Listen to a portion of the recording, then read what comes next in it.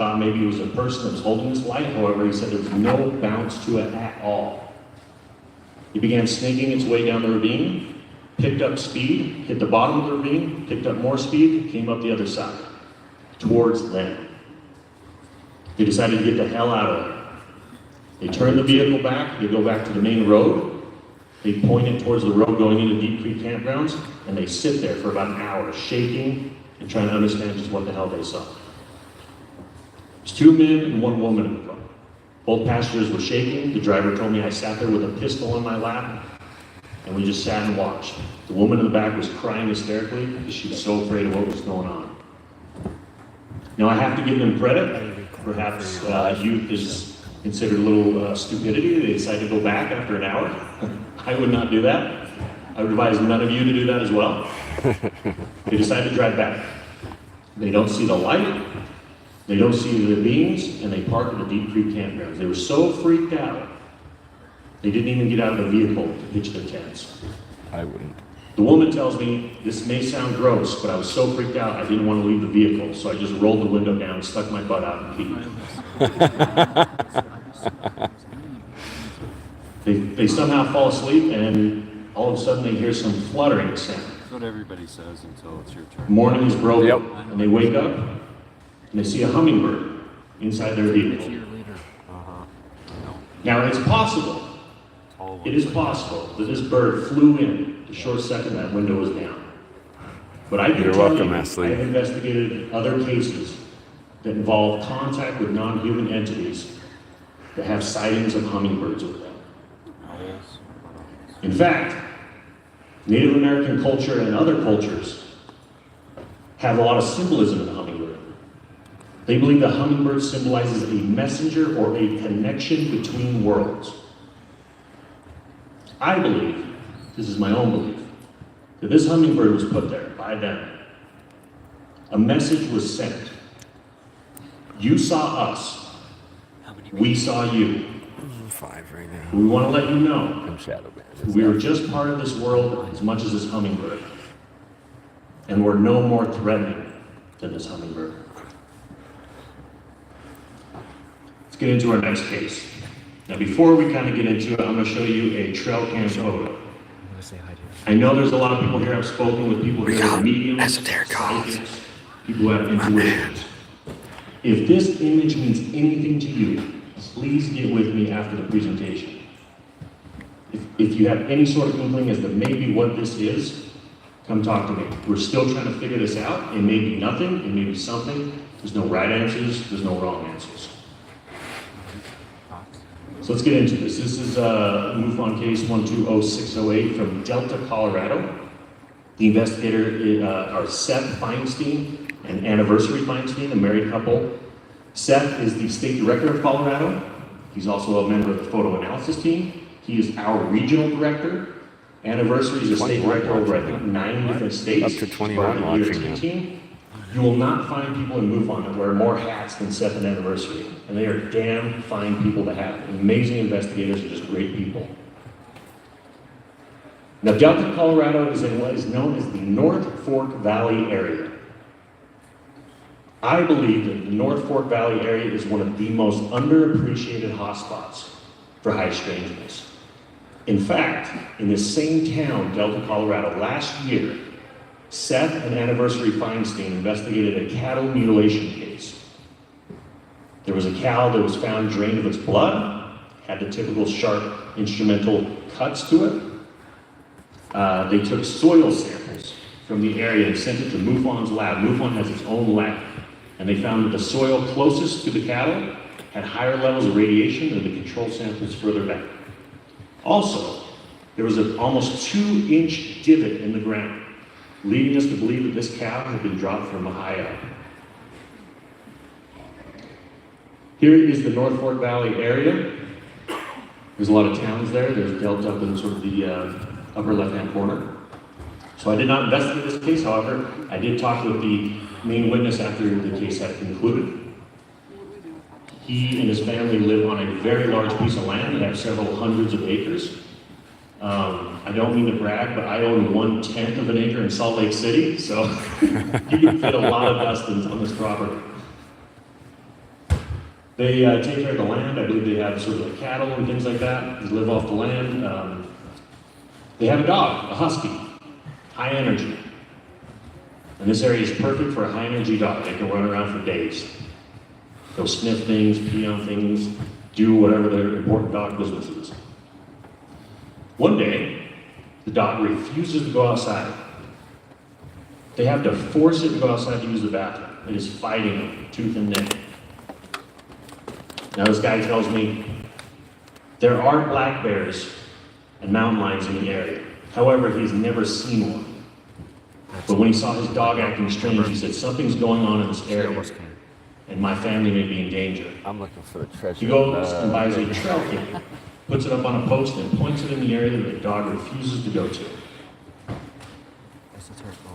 Day after day, the dog does not want to go outside.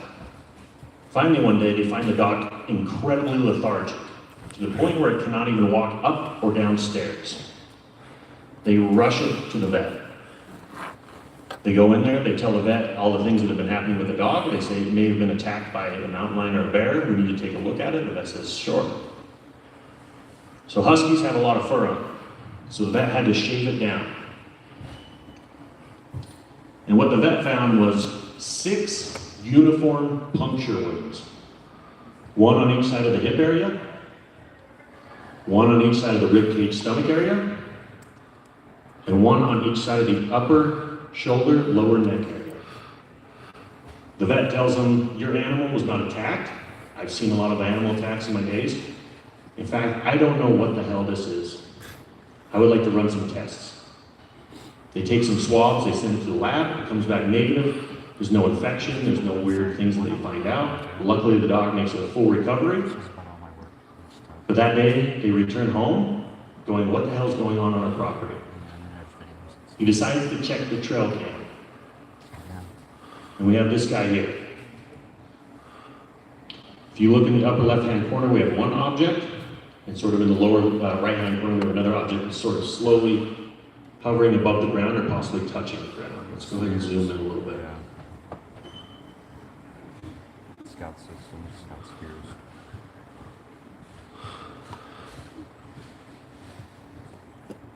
Now there's 2 images on the trail. There was this one here with the 2 objects, and this one here, the one I showed you at the beginning. Seth went to a lot of extensive research trying to figure out what are the effects of radiation on photography. What he found is really mostly just physical photography. We know that this trail cam initiated its night vision mode, as you can see from the colors. So this may have been someone just simply walking in front of it, triggering it. This may have been someone adjusting it. Some people have theorized that this may be the inside of one of those craft. If you look at the bottom, that bulbous area there, some people think that maybe that's the top head of a being. Now we don't have the exact date and time, but from here on that, this original photo to here is about 3 hours and 40 minutes later. He did not set the time right when he set up the trail cams. He decides to continue filming in this area with trail cams, and he finds other strange objects. Like this one here, a black orb.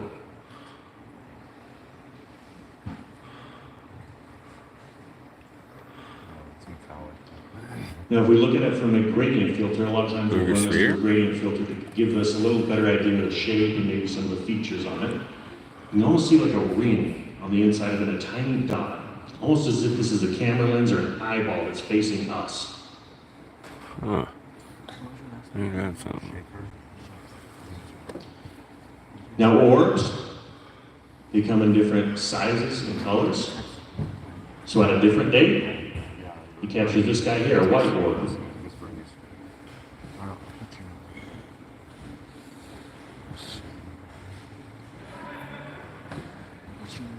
If we add the gradient filter, you can also see sort of a lip or a circle, almost as if it's the same thing as the first photo, but it's pointing downwards.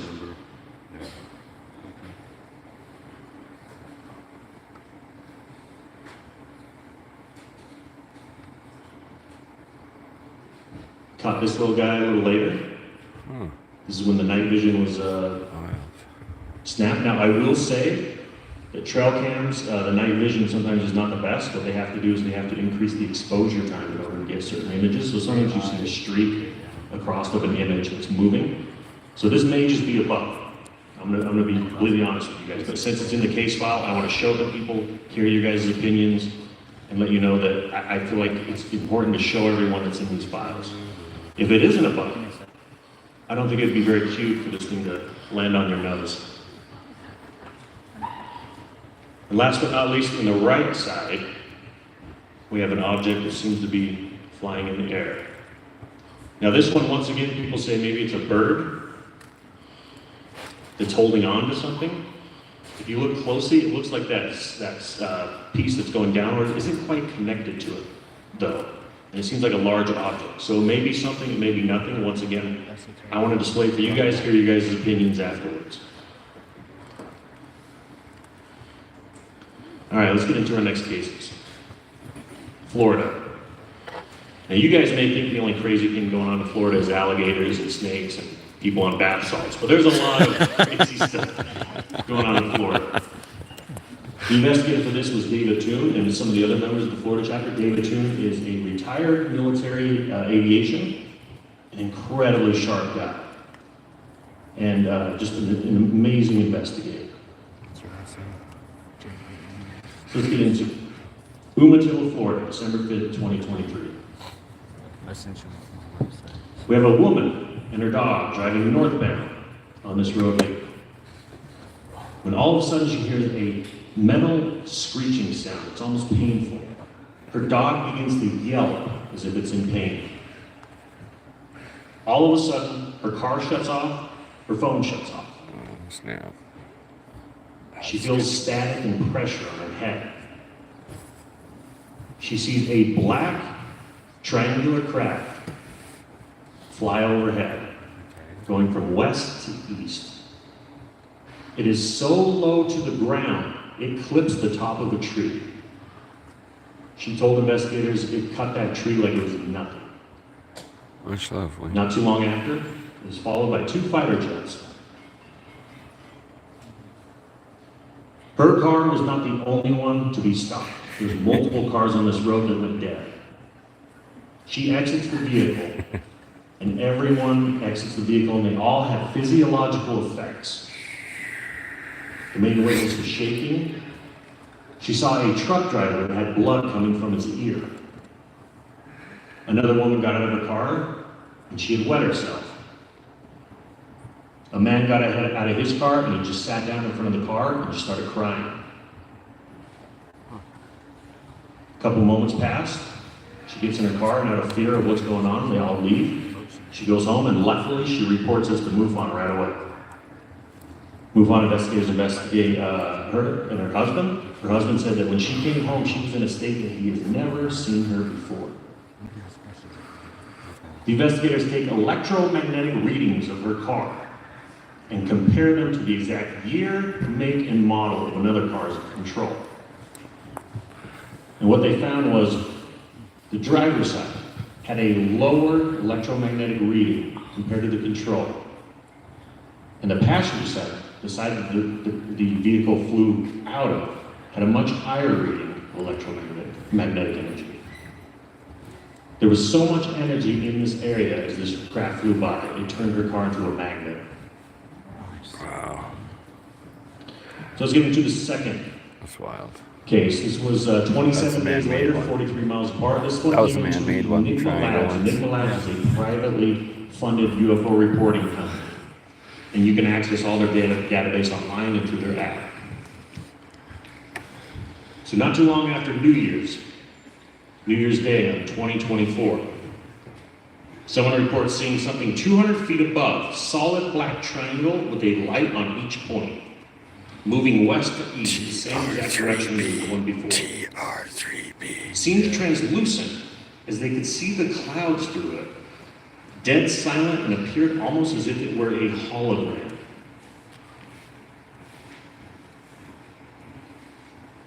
Incident number 3, 15 days later, 11 miles apart from the second incident. This was a Mufon case, Ormond Beach, Florida. Once again, David Toon and his team handled this case. We have a woman who's going northbound again. Different lady. She's talking with a friend on the phone. All of a sudden on the phone, they hear this strange, intense static they've never heard before. She looks up about 100 feet in front of her, and a little over 100 feet above her, she sees two triangular craft silently hovering, pointing towards her and keeping up with her car. Damn, that's creepy. They had red and green lights on the bottom. It's depicted here on top just so you can see it. She sees it for maybe 20 seconds, and they disappear right in front of her eyes. As soon as they disappear, her phone loses static. Her friend says, "What the hell was that noise?" So the team decided to do another electromagnetic reading of her car, and they found an exact make, year, and model. And they compared it. The front of the car had a lower electromagnetic reading than the control car, and the rear had a much higher reading. Once again, a lot of energy in this area. Left her car. Elijah attack, that's a cool story. It's not going to be a lot. That's what I thought. She actually created a diorama with her child's toys to explain a little further what she saw. And her car is that tank right there. That's an excellent choice. Those lights were on the bottom.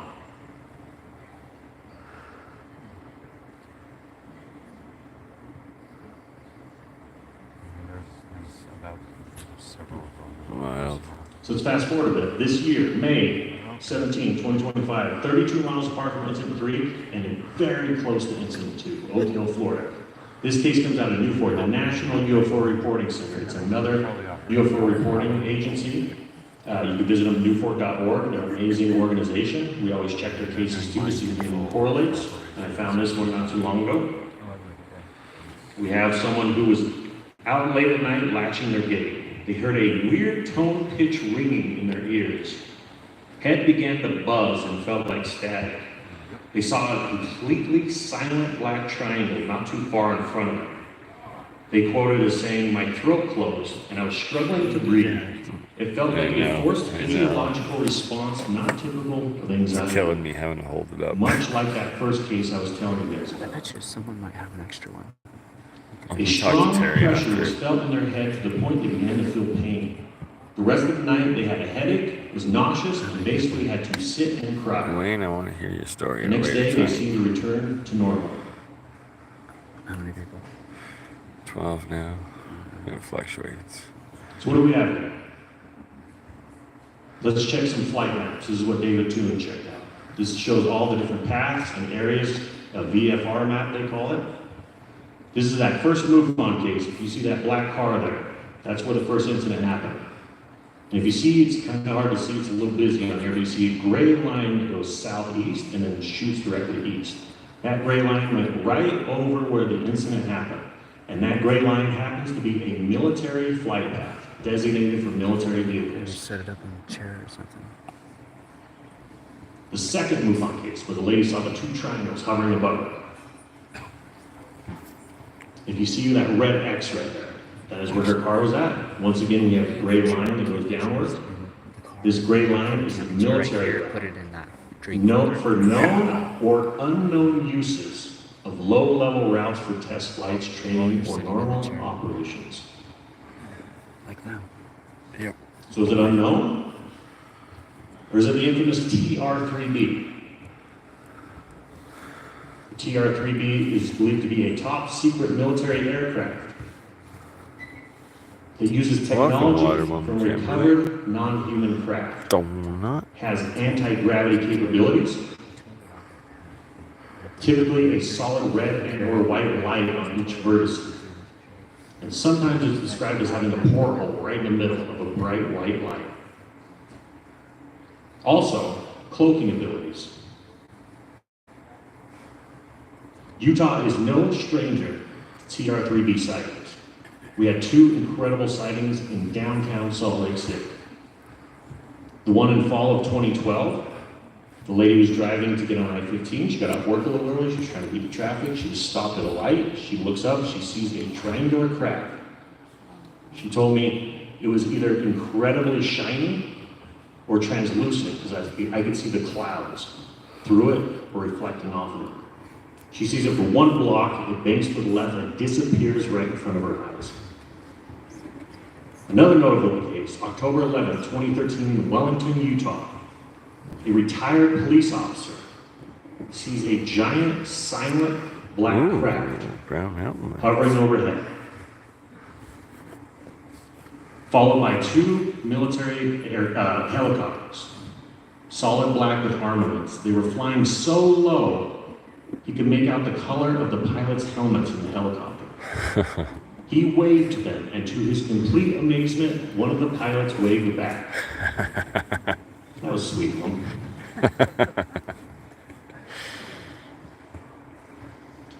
All right, this one is a fun one. This one came out of Beaver, Utah, just last year, July 18, 2024. This was investigated by Ben Stoll. 1 year after Ben Stoll is here in the audience right now. Can we give him a round of applause? Woo! Right there. Raise your hand, Ben. Ben! Ben Stoll resides right here in the Uinta Basin. He's one hell of an investigator. Better than me, I will say. Let's not get his head a little too big, though. And he's just a great guy. Mufon, Utah would not be the same without him. So this case came in.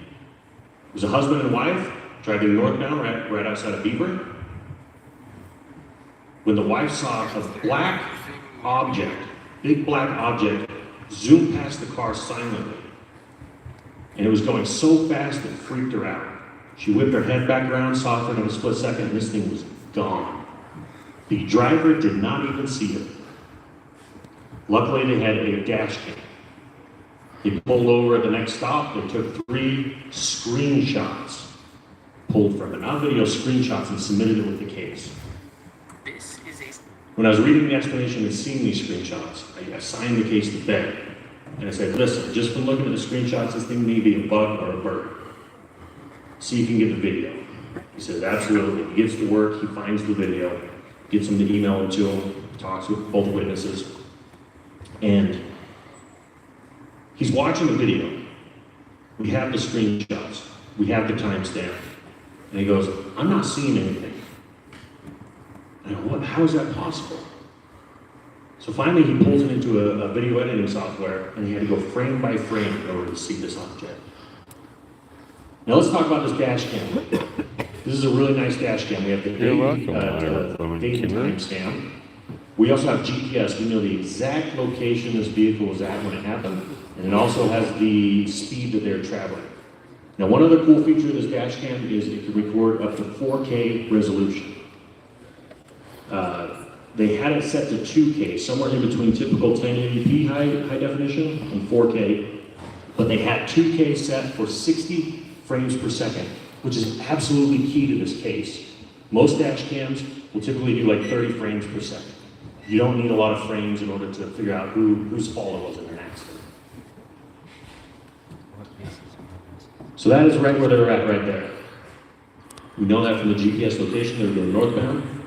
West Desert Bases. So I'm going to play for you a clip from the video. And let's see if you guys can spot this. Not to mention if you're using nuclear reactors.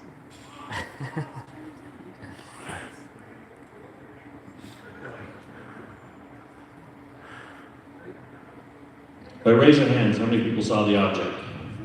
You? Over there? I've given this talk several times, and usually there's only 2 people in the audience that can see it. Again. So let's slow it down. I'm going to do 1/10 of the speed. Let's see if you guys can catch it here. Oh, I saw it. That was fast. All right. So we have 10 frames of this object, 1/6 of a second. Let's go to frame 1. Frame 1, you can't even really see it unless you zoom in. So let's zoom in. You see that white or that black dot up in the clouds? That's number 1. There's frame 2. Frame 3, we see a little movement. Frame 4. And frame 5 is an interesting one. We have that original black dot, but we also have another object there. Possibly 2 objects. There's a little white hazy thing that may be breaking this thing apart. I'm going to come back to this frame. Oh, bless you, promise SD. you, Thank put you a for pin the in it. donation. Here's frame 6. Starting to see a little shape to it. Frame 7 is the first frame that you can kind of see it from its original aspect ratio. Oh, yeah. There we go. There's frame 7, circular. Here's frame 8 from the aspect ratio. Let's zoom in. This frame is an interesting one. I'm going to zoom in a little more for you. Do you guys notice something around that sphere? All filled. Some sort Ooh, of field. field, of look at energy. that. It looks like a box around it. No doubt. It's called field propulsion. Field effect propulsion. Frame 9, it almost looks like an arrowhead shape. And frame 10 is the last frame we have of this object. After it zipped by the car, she said she whipped her head around, saw for a split second, this thing was gone.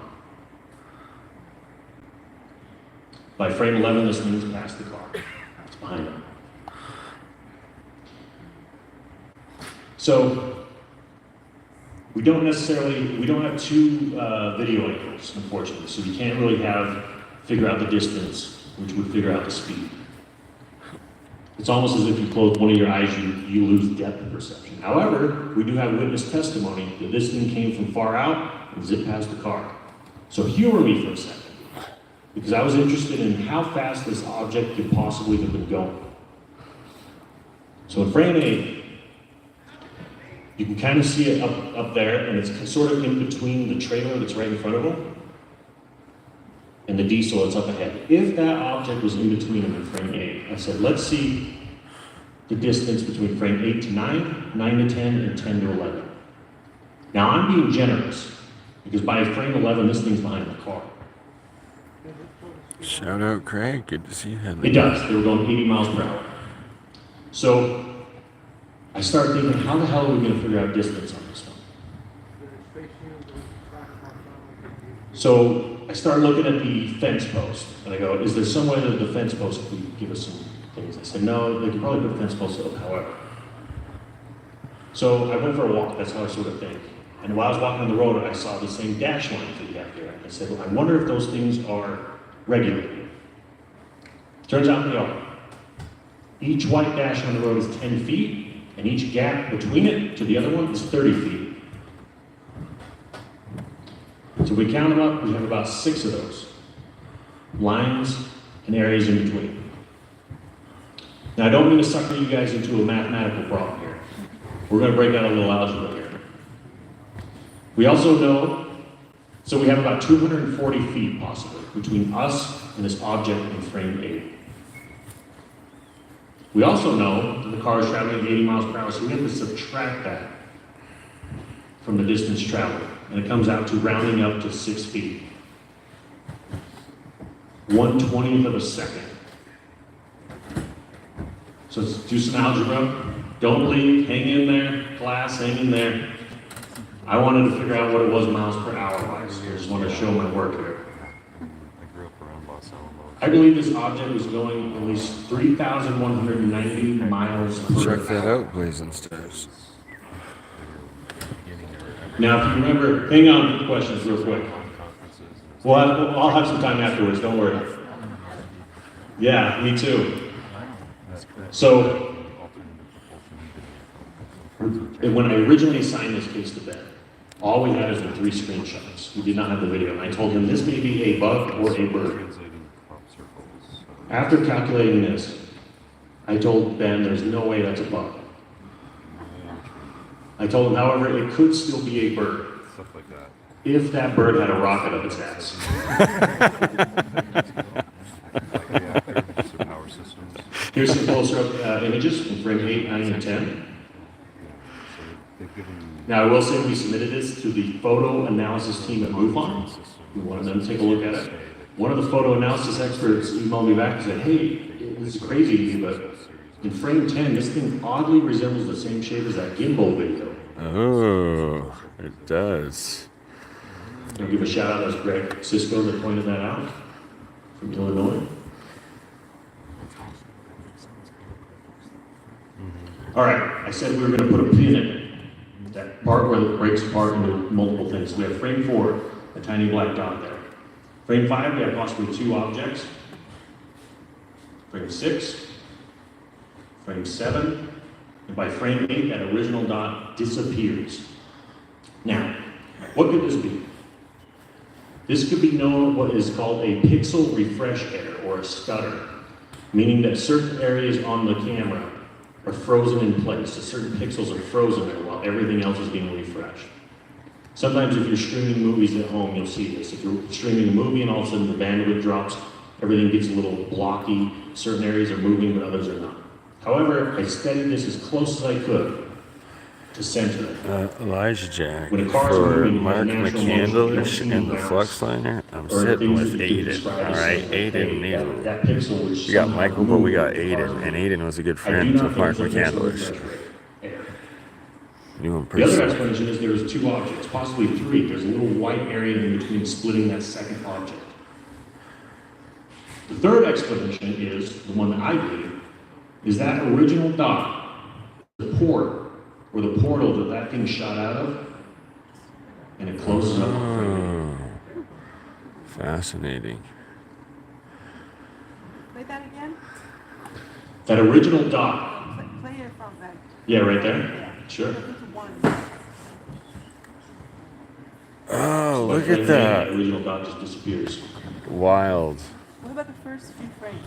The first few frames, it's there. You see it for Yeah. 2 or 3 frames, and then it moves up a little bit. She's louder than you are. So I just wanted to give a little shout out to Space Wolf Research. Can we give a round of applause to Ryan Burns?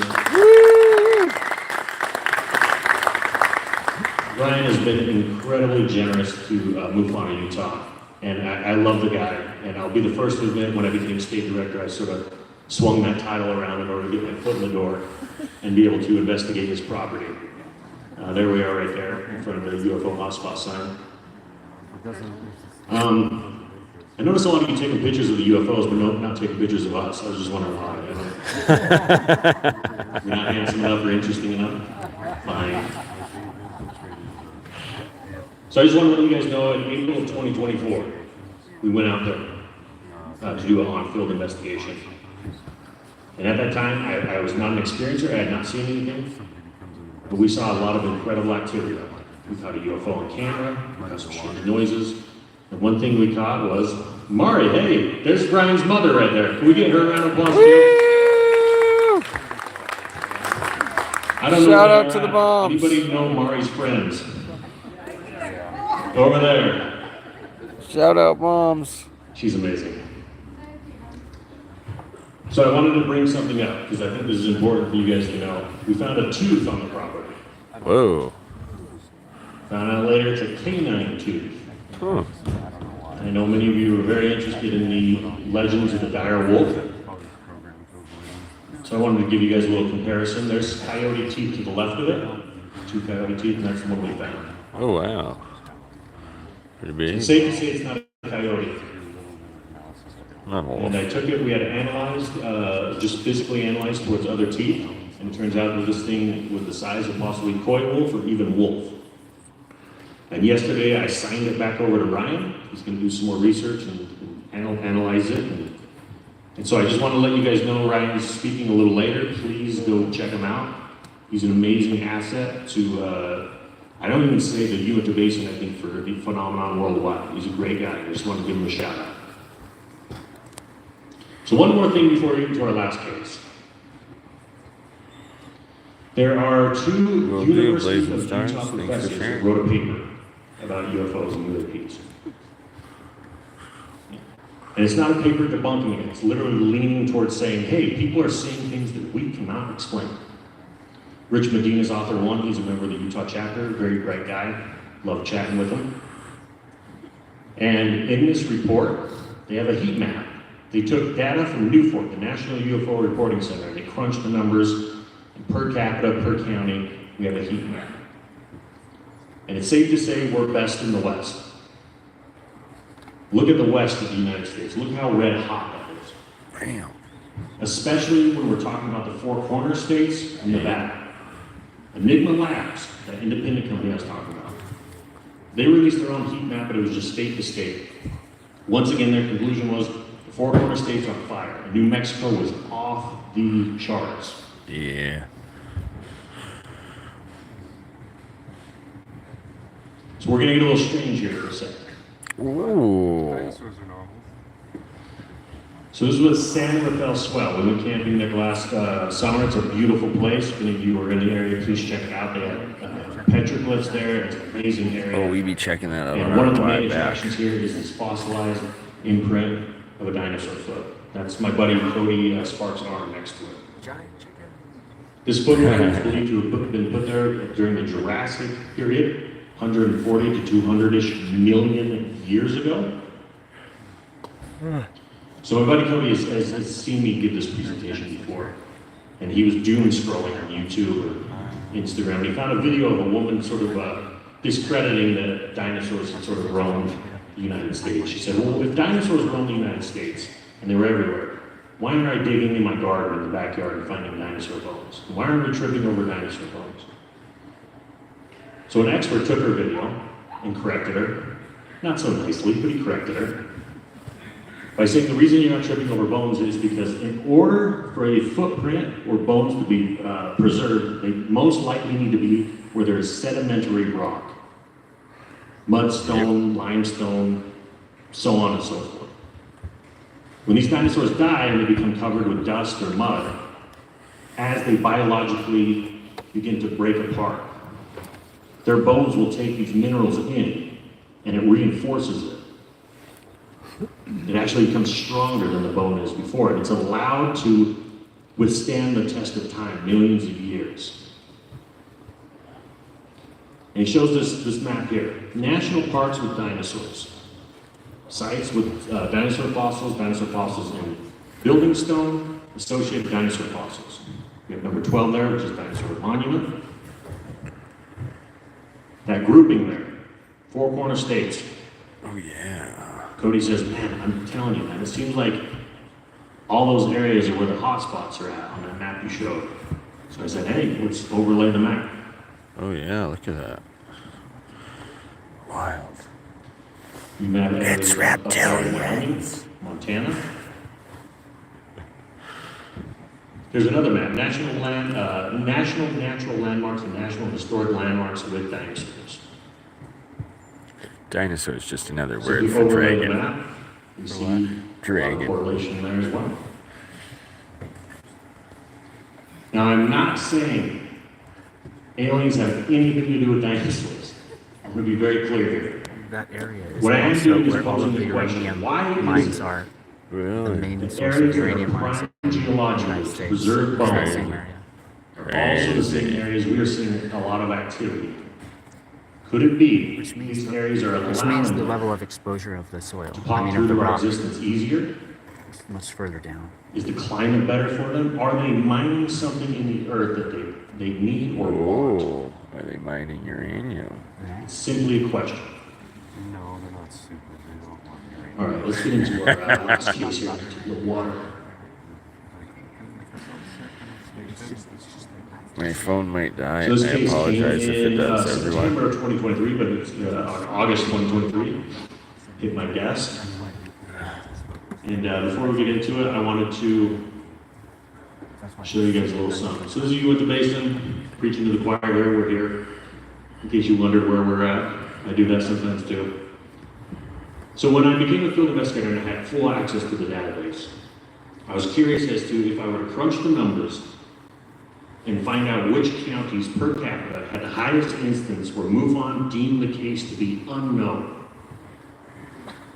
I naturally assumed before crunching the numbers that we'd have a grouping of those counties there in the Uinta Basin. But when I crunched the numbers, I found the top 4 counties for unknown cases per capita are all in southern Utah. Huh. This happens to be one of them. We have 2 women living in Arizona. They go on a week-long road trip up My to the Pacific apologies, my Northwest. phone's about to die, so I have to end this stream. When I But asked the I driver will what we charge do it, up there, and she I said, will "Oh, be we're out back in a to little celebrate bit. Love you all. the festivities of our Ta-ta for people." now.